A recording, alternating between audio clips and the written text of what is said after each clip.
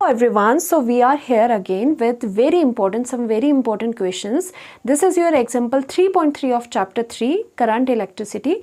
This question says an electric toaster uses nichrome for its heating element. आपको सभी को पता है टोस्टर क्या होते हैं, जिसमें आप टोस्ट बनाते हो, यानी कि ब्रेड से टोस्ट बनाते हो, ब्रेड को आप हीट करते हो। तो उसमें जो हीटिंग एलिमेंट है, जो हीटिंग के लिए एलिमेंट का यूज़ किया गया है, वो किसका बना है? नाइक्रोम वायर का बना हुआ है, नाइक्रोम है उसमें यूज़ हुआ।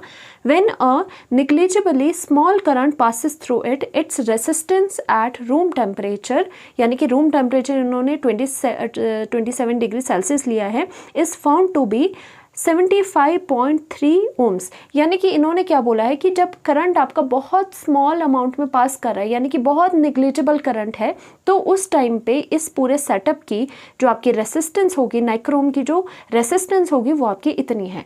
तो अकॉर्डिंग टू दिस डाटा हम यहाँ पर सारी चीज़ें देखेंगे, लिखेंगे क्या क्या चीज़ें गिवन है।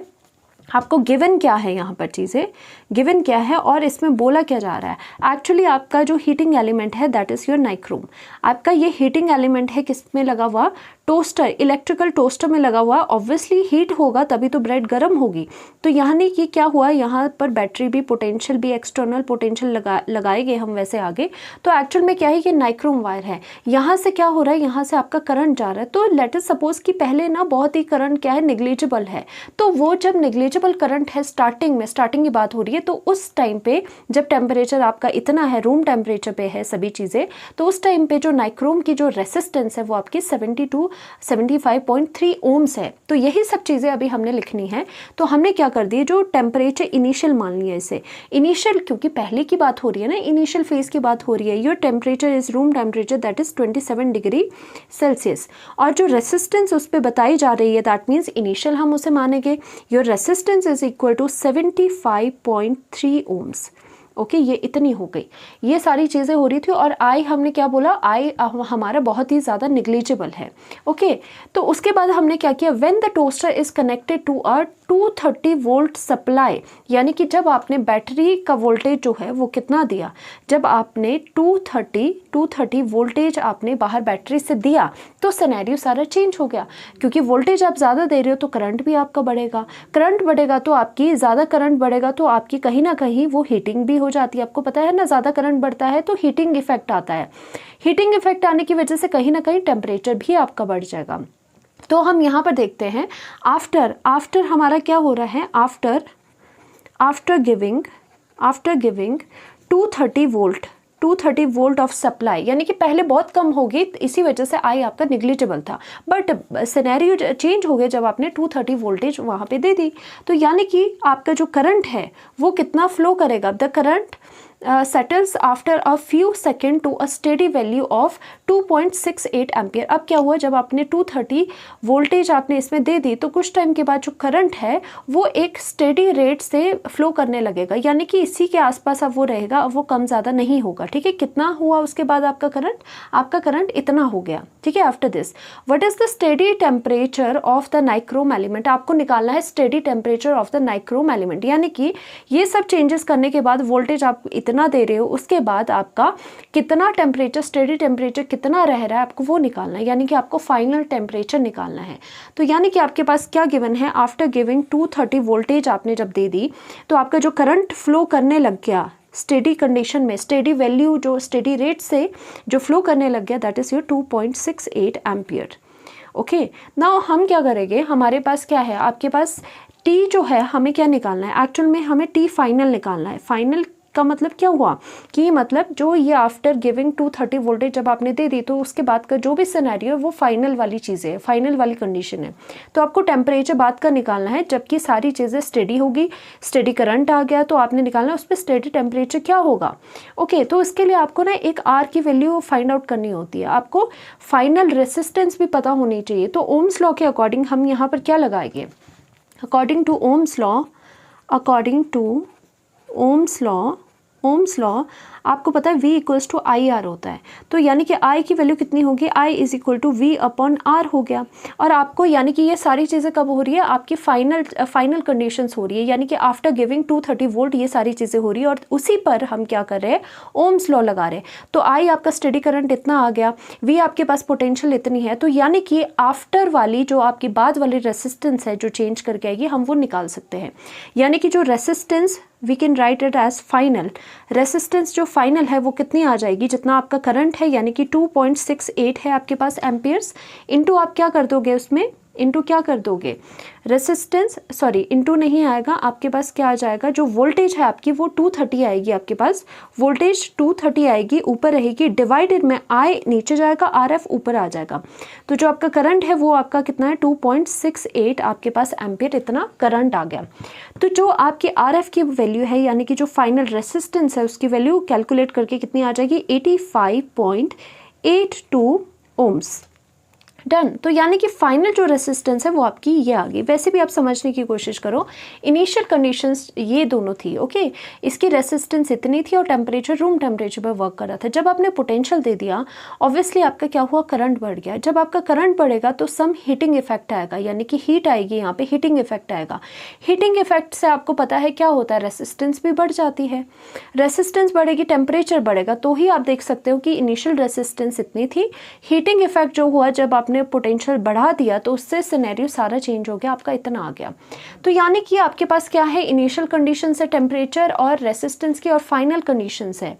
और साथ ही साथ इन्होंने क्या दे रखा है, अगर हम आगे पढ़े, the temperature coefficient of resistance of nichrome averaged over the temperature range involved is इतने। आपने टेम्परेचर कोफिशिएंट भी पढ़ा था, अल्फा जिसे कहते हैं, उसकी वैल्यू आपकी इतनी गिवन है। सो हम ये भी गिवन है आपके पास, जो अल्फा की वैल्यू है that is your temperature coefficient is equal to for the nichrome wire is 1.70 into 10⁻⁻⁴, और डिग्री सेल्सियस का इन्वर्स होता था, क्योंकि टेम्परेचर इन्वर्स होता था इसमें डायमेंशन इसके, ठीक है, जो यूनिट्स है वो टेम्परेचर इन्वर्स रहते थे ना। अब एक फॉर्मूला आपको याद आ रहा होगा, हमने किया था ये अल्फा कहाँ यूज़ हो रहा था, याद करो, हम रेसिस्टिविटी का एक फॉर्मूला करते थे, rho T is equal to rho naught 1 plus alpha delta T. अब क्या है, चाहे आप रेसिस्टिविटी ले लो चाहे रेसिस्टेंस ले लो, वो फॉर्मूला सेम ही रहते हैं।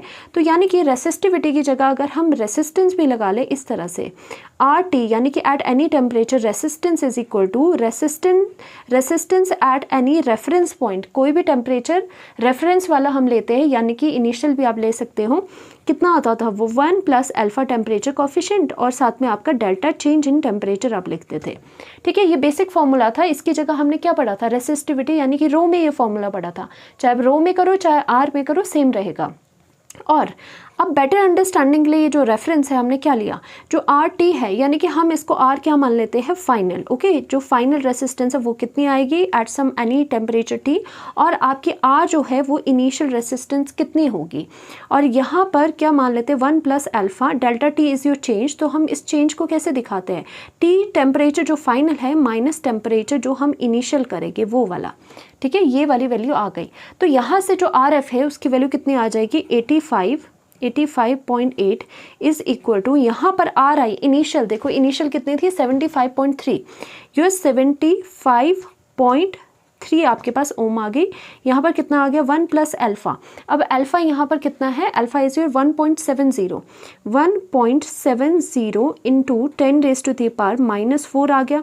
और यहाँ पर आप कितना करोगे, टी एफ माइनस ऑफ 27, ठीक है, माइनस ऑफ 27। देखो इनिशियल जो टेम्परेचर है वो 27 डिग्री है और फाइनल अभी आपको पता नहीं है तो आपने इतना कर दिया। अब इसको कैलकुलेट करो, इजीली आपके पास आंसर आ जाएगा। अब यहाँ पे ये वाली चीज़ है जो 85.8, उसके नीचे आप 75 ले जाओगे। अब यहाँ पे 85.8 divided by 75.3 is equal to your 1 plus 1.70 into 10⁻⁻⁴, और ये आपका T F minus of 27 degree ये वाली चीज़ हो जाएगी, ओके। तो यहाँ पे जब कैलकुलेट करोगे उसकी वैल्यू आपके पास कितनी आ जाएगी, now the value is your 1.3944 is equal to क्या था 1 प्लस 1.7 इंटू 10⁻⁻⁴ -4 था, साथ में आपका टेम्परेचर में फाइनल माइनस इनिशियल था, मतलब 27 डिग्री सेल्सियस था। ओके अब ये माइनस जो है वो प्लस है तो उधर जाके माइनस हो जाएगा, तो यानी कि 1.3944 -1 हो जाएगा and is equal to 1.7 into 10⁻⁻⁴, और यहाँ पर TF minus of 27 degree Celsius हो जाएगा। अब आपको क्या करना है, सिंपली इसको माइनस करना, तो 1 ये माइनस करके कितना हो गया, 0.3944 हो गया, और आपका ये 1.7 जो था इंटू 10⁻⁻⁴, आप क्या होगा डिनोमिनेटर में ले जाओगे, 1.7 इंटू 10⁻⁻⁴ इज इक्वल टू आपका यहाँ पर TF minus of 27 degree Celsius हो जाएगा। अब सिर्फ कैलकुलेशन है आपकी, यहाँ पर ये वाली जो दोनों चीज़ें हैं उसको जब डिवाइड करोगे आपके पास कितना आ जाएगा, 0.082 इंटू 10⁻⁴, ये माइनस जो है वो ऊपर ले जाओगे तो प्लस में आ जाएगा, is equal to TF minus of 27 degree Celsius. Done. तो यहाँ पर क्या होगा, यहाँ पर जब पॉइंट आप खोलोगे, इस पॉइंट को हटाओगे तो आपके पास 82 डिवाइडेड बाय 123 आएगी, और यहाँ पे 10⁻⁴ is equal to TF minus of 27 degree Celsius, और ये 3 0 कैंसिल और 3 0 कैंसिल, और यहाँ पे कितना आ जाएगा 82 और 1 0 बच गया, यहाँ पर ये 0 आ जाएगा। डन। और यहाँ से जो आपकी वैल्यू आएगी TF की वो कितनी आएगी, माइनस वाला जो है आपका वो उधर को चला जाएगा, plus 27 degree Celsius.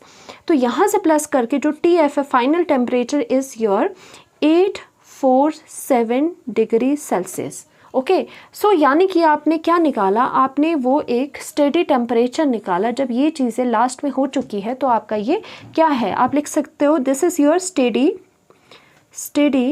Temperature of heating element, यानी कि जो आपका हीटिंग एलिमेंट है उसका आपका स्टेडी टेम्परेचर कितना है, वो आपका इतना है, यानी कि TF की वैल्यू आपकी इतनी आ चुकी है। ठीक है, ये था आपका 3.3। अब करते हैं 3.4 क्वेश्चन।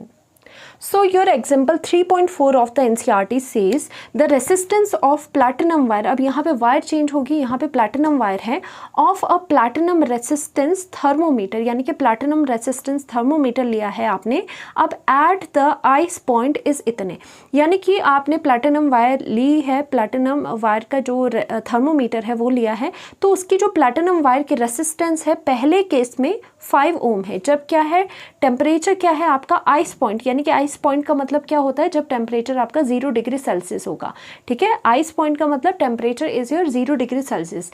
तो अलग अलग सिनेरियोज आपके बन जाएंगे यहाँ पर। फर्स्ट सिनेरियो आपका क्या है, जो टेम्परेचर आप T1 लोगे। ठीक है, टेम्परेचर T1 क्या था, जब आपका आइस पॉइंट है, ice point mean 0 degree Celsius है, तो आपकी R1 यानी कि रेसिस्टेंस कितनी है, इज योर 5 ओम। ये आपका यहाँ पे आ चुका है, ये फर्स्ट वाला कैटेगरी है, यानी कि जब आपका ये आइस पॉइंट है। ओके, आइस पॉइंट जहाँ लिखा है, यानी कि टेम्परेचर आपका कितना है 0 डिग्री सेल्सियस। देन आपका क्या हो जाएगा, एंड एट स्टीम पॉइंट। देखो स्टीम पॉइंट कब होगा, स्टीम पॉइंट तब होगा जब आपका टेम्परेचर कितना होगा, स्टीम कब बनती है 100 डिग्री सेल्सियस। तो यानी कि स्टीम पॉइंट का मतलब है बोलने का कि temperature you should take 100 degree Celsius. So for that जो R2 आपका हो जाएगा that will be equal to 5.23 ohm. ठीक है, आपकी वैल्यू इतनी आएगी। और देन आपका when the thermometer is inserted in a hot bath, अब आपका जो थर्मोमीटर है अगर आप इंसर्ट करो उसे हॉट बाथ में, तो जो रेसिस्टेंस देखी गई प्लैटिनम वायर की, हमें R3 हम लिख लेते हैं, वो कितनी आ गई 5.795 ओम आ गई। कब, जब हॉट बाथ में उसे डाला गया। ठीक है, हॉट बाथ में उसे थर्मोमीटर को पुट करा गया, तो आपकी जो वायर की रेसिस्टेंस है वो इतनी नोट हुई, और हमें इसका टेम्परेचर अभी नहीं पता कि टेम्परेचर आपका क्या आएगा। सो calculate the temperature of the bath, यानी कि बाथ का टेम्परेचर आपको कैलकुलेट करना है। और ये वाला जो आपका पॉइंट है, ये वाला कौन सा था, ये वाला पॉइंट था आपका steam point. Okay, this was your steam point. तो आपका ये स्टीम पॉइंट हो गया, फिर हॉट बाथ का हो गया, फिर आपका आइस पॉइंट का हो गया। अब इसे कैसे निकाला जाए, हम कैसे इसे निकालें, तो यानी कि जो R और T का जो रिलेशनशिप है, मतलब जो रेसिस्टेंस या रेसिस्टिविटी का टेम्परेचर के साथ रिलेशनशिप है वो आपको पता है। वी नो दैट जो आर टी यानी कि resistance at any temperature is equal to कितना होता है, आर नॉट यानी कि रेफरेंस टेम्परेचर पे कोई रेसिस्टेंस आए और आपका 1 plus alpha temperature coefficient and your delta T change in temperature. तो अब आपका क्या हो जाएगा, आपको निकालना क्या है, आपको 3 वाला निकालना है। तो आप क्या लिखोगे, यहाँ आर की जगह जो भी चीज़ है आप किस में लिखोगे, R3 में करोगे, क्योंकि आपको 3 वाले से मतलब है।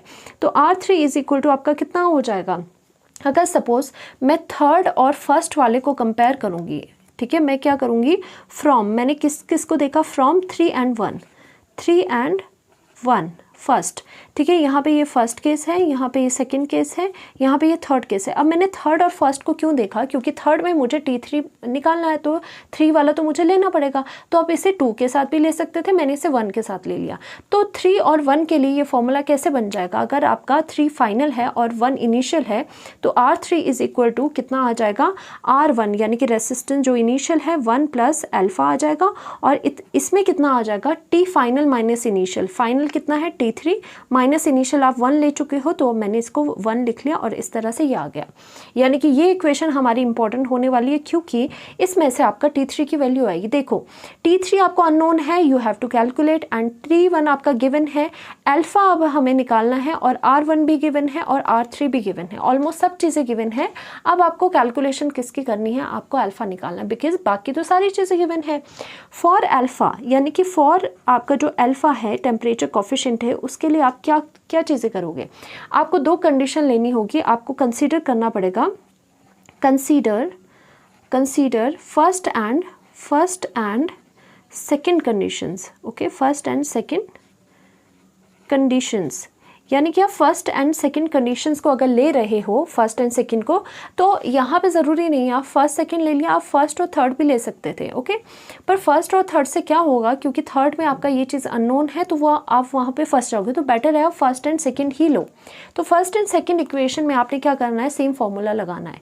तो सेम फॉर्मूला आपका कैसा लगेगा, अगर R2 आपका 2 जो है वो आपका फाइनल है, तो कितना हो जाएगा, यहाँ पे 2 लिखोगे और यहाँ पे इसको इनिशियल यानी कि 1 लिखोगे, और इसका 1 प्लस अल्फा आ जाएगा, और temperature difference is your T2 minus of T1, और आपका यहाँ पर इतना आ गया, ओके। तो R2 कितना है, R2 is your this and R1 is your this, तो R2 आपका 5.23 इज इक्वल टू 5 हो जाएगा, और यहाँ पर आपका 1 प्लस अल्फा, और यहाँ पर कितना हो जाएगा, T2 जो टेम्परेचर है is your 100 minus of T1 यानी कि 0 हो जाएगा, राइट। अब इसके बाद क्या करेंगे, यहाँ पर जो आपका 5 है वो डिवाइड में चला जाएगा, 5.23 डिवाइडेड बाय 5, और यहाँ से 1 प्लस अल्फा, और यहाँ पे 100 आ गया, यानी कि 100 अल्फा आ गया आपके पास। एंड कैलकुलेट करके यहाँ पर माइनस जो साइन है वो आप उधर ले जाओगे, यानी कि 5.23 डिवाइडेड बाय 5, और यहाँ पे -1 हो गया, इज़ इक्वल टू आपके पास क्या हो जाएगा, 100 अल्फा हो जाएगा। एंड अल्फा की जो आपकी वैल्यू आएगी कैलकुलेट करके वो आपकी कितने आ गई, alpha is equal to your ये जो होगा 5 ऊपर चला जाएगा, और ये माइनस करके कितना आएगा, 0.23 डिवाइडेड बाय ये 5 आ गया, और साथ में यहाँ पे इंटू 100 आ गया। अभी हम फिलहाल इतना ही करेंगे, क्योंकि आगे भी पुट करनी है, तो आगे वहाँ पर चीज़ें कैंसिल आउट भी हो सकती है। अब ये जो चीज़ आई है ये हम कहाँ पुट करेंगे, फर्स्ट इक्वेशन में पुट करेंगे, बिकॉज हमें सिर्फ अल्फा की नीड थी, बाकी वी आर ऑल सॉर्टेड। तो यहाँ पर क्या करोगे, putting the value of alpha in equation 1, यानी कि फर्स्ट इक्वेशन में आप यहाँ पर पुट करोगे। तो फर्स्ट इक्वेशन में पुट करोगे तो R3 की वैल्यू क्या है, R3 is your 5.795 is equal to R1 कितना है, R1 आपका 5 ओम्स है, और यहाँ पर कितना आ गया, 1 प्लस 0.23 डिवाइडेड बाय आपका यहाँ पर 500 आ गया, राइट, 500 यहाँ पर आ गया। एंड आपका कितना बना यहाँ पर, देखो T3 माइनस ऑफ T1, तो T3 माइनस T3 तो ऐसे रहेगा, minus T1 is your 0 degree, तो आपका यहाँ पे 0 डिग्री आ गया, तो यहाँ पर इतना आ गया, राइट। तो यहाँ से 5 डिवाइड में आ जाएगा, 5.795 डिवाइडेड बाय आपके पास 5 आ गया, इज़ इक्वल टू 1 प्लस आपका कितना आ गया 0.23 डिवाइडेड बाय 500 और यहाँ पर कितना आ गया 500 और यहाँ पर T3 आ गया। अब इस चाहो तो इस पॉइंट को भी हटा के यहाँ पे नीचे 100 कर सकते हो और ये -1 इधर को ले आ सकते हो, यानी कि प्लस है तो उधर माइनस हो जाएगा। 5.795 डिवाइडेड बाय 5 और यहाँ पर -1 हो गया इज़ इक्वल टू, यहाँ पर आपका कितना आ जाएगा 23 डिवाइडेड बाय 500 और यहाँ पर 00, यानी कि ये पॉइंट आपने हटा दिया और इसके दो ज़ीरोस जो थे वो आपके नीचे आ गए। डन। तो यहाँ पे कितना आ जाएगा 5.795 और यहाँ से -5 divided by 5 is equal to आपके पास यहाँ पर 23 डिवाइडेड बाय 50000 और आपका T3 आ गया। ओके, जस्ट आप कैलकुलेशन है आपकी यहाँ पर, जब आप इसको यहाँ से माइनस कर दोगे तो आप और इसको उधर ले जाओगे, इसको भी उधर ले जाओगे, यानी कि T3 को आपको खाली छोड़ना है। तो यहाँ पर आपका 0.795 बन गया डिवाइडेड बाय आपका यहाँ पर 5 बन गया, इनटू में आप क्या करोगे यहाँ पे 1 2 3 4 कर दोगे और यहाँ पर आपका 23 आ गया is equal to your T3। और जो T3 की आपकी वैल्यू आएगी अल्टीमेटली वो कितनी आएगी आपकी 7950 डिवाइडेड बाय 23 और यहाँ से कैलकुलेट करके your T3 will be equal to 345.65 degree Celsius, यानी कि जो आपका हॉट बाथ का टेम्परेचर आया वो इतना आया। तो जब भी रेसिस्टेंस हो या फिर रेसिस्टिविटी हो, उसका कभी भी टेम्परेचर के साथ आपको फॉर्मूला चाहिए, वो आपका क्या रहता है, वो आपका ये रहता है। ओके, तो इनिशियल एंड फाइनल आप कोई भी चूज़ कर सकते हो। हमने यहाँ पे दोबारा से ये इसलिए लगाया क्योंकि हमें आपका अल्फ़ा की वैल्यू फाइंड आउट करनी थी और अल्फ़ा की वैल्यू क्या होगी, अल्फ़ा की वैल्यू चाहे ये कंडीशन है, ये कंडीशन है, ये कंडीशन है, सब में सेम रहेगी। क्यों? बिकॉज योर जो वायर है वो सेम है आपकी, जब तक वायर सेम है तब तक आपकी उसकी टेम्परेचर कोफिशिएंट की वैल्यू सेम रहेगी। तो होपफुली आपको ये समझ आया होगा। Thank you so much.